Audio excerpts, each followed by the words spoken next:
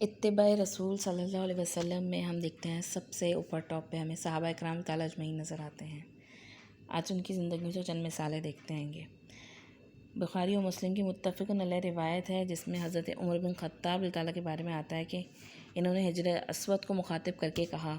واللہ میں جانتا ہوں تو ایک پتھر ہے، نہ نقصان پہنچا سکتا ہے نہ ہی نفع دے سکتا ہے۔ اگر میں نے نبی کریم صلی اللہ علیہ وسلم کو استلام یعنی حجر اسود کو ہاتھ لگا کر بوسہ دینے کو کہتے ہیں، میں نے نبی کریم صلی اللہ علیہ وسلم کو اسلام کرتے نہ دیکھا ہوتا تو تجھے کبھی نہ چومتا۔ پھر فرمایا، اب ہمیں رمل کرنے کی کیا ضرورت ہے؟ رمل جو ہوتا ہے گا وہ شروع کے چکروں میں طواف میں جو ہوتا ہے گا تیز دوڑنے کا ہے۔ رمل تو مشرکوں کو دکھانے کے لیے کیا تھا، اب تو اللہ تعالیٰ نے انہیں ہلاک کر دیا ہے۔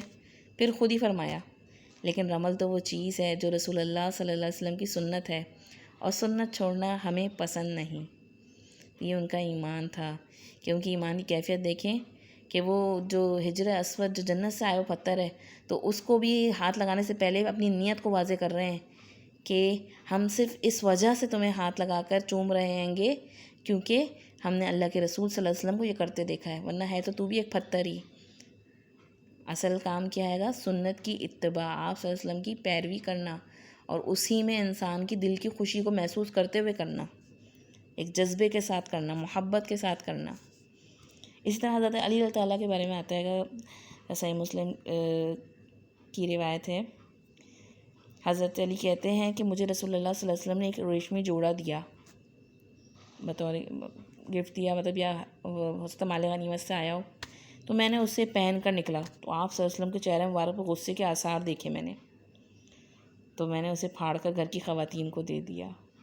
کیونکہ ہماری امت کے نبی کریم صلی اللہ علیہ وسلم امت کے مردوں کے لیے سونا اور ریشم حرام ہے۔ تو نبی کریم صلی اللہ علیہ وسلم نے مال غنیمت میں آیا ہوگا تو دیا انہیں کہ وہ اسے بازار میں بیچ سکتے ہیں یا کسی یہود و نصارہ کو بھی بطور تحفہ دے سکتے ہیں، لیکن جب حضرت علی تعالیٰ نے پہن لیا تو آپ صلی اللہ علیہ وسلم کا چہرہ مبارک جو ہے وہ غصہ ہو گیا اور انہوں نے صرف یہ دیکھتے ہی اس کو پھاڑ کر گھر کی خواتین کو دے دیا۔ اسی طریقے سے حضرت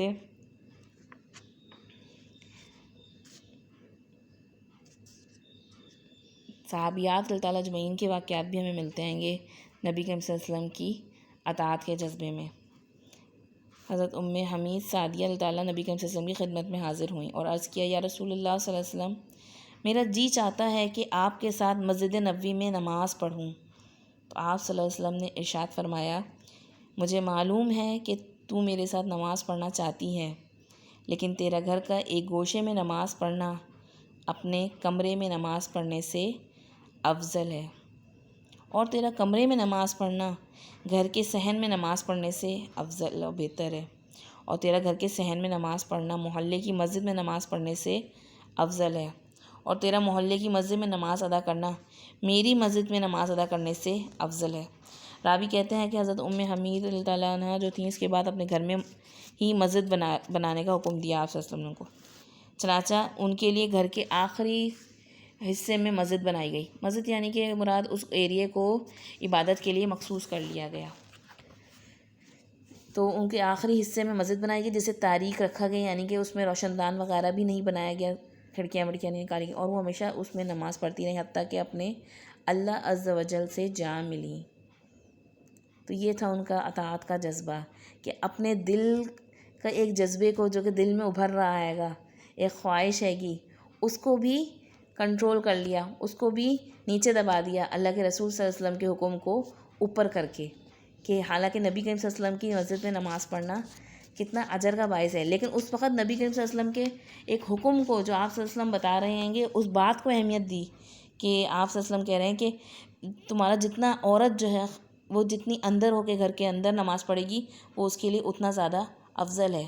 یہاں تک کہ پھر آپ صلی اللہ علیہ وسلم نے کیا کہا کہ اگر نبی کریم صلی اللہ علیہ وسلم کی مسجد سے بہتر ہے کہ تم اپنے محلے کی مسجد میں یعنی کہ اپنی قریب ترین جگہ پہ نماز پڑھ لو۔ ایسا نہیں کہ مسجد میں جانے کی عورتوں کو، خواتین کو اجازت نہیں ہے، لیکن ان کے لیے زیادہ بہتر کیا آئے گا کہ وہ اپنے گھر کے سب سے ایسے حصے میں نماز پڑھیں جہاں پہ کم سے کم کسی کی نظر پڑے یا کم سے کم ڈسٹربنس ہو ان کے لیے۔ تو یہ تھا ان کا جذبہ محبت اطاعت کا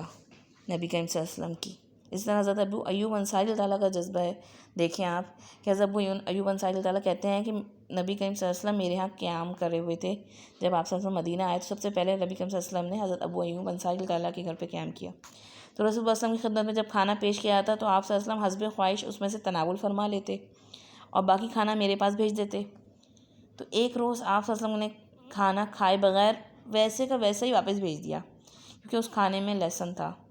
تو میں نے آپ صلی اللہ علیہ وسلم سے عرض کیا کیا لہسن حرام ہے؟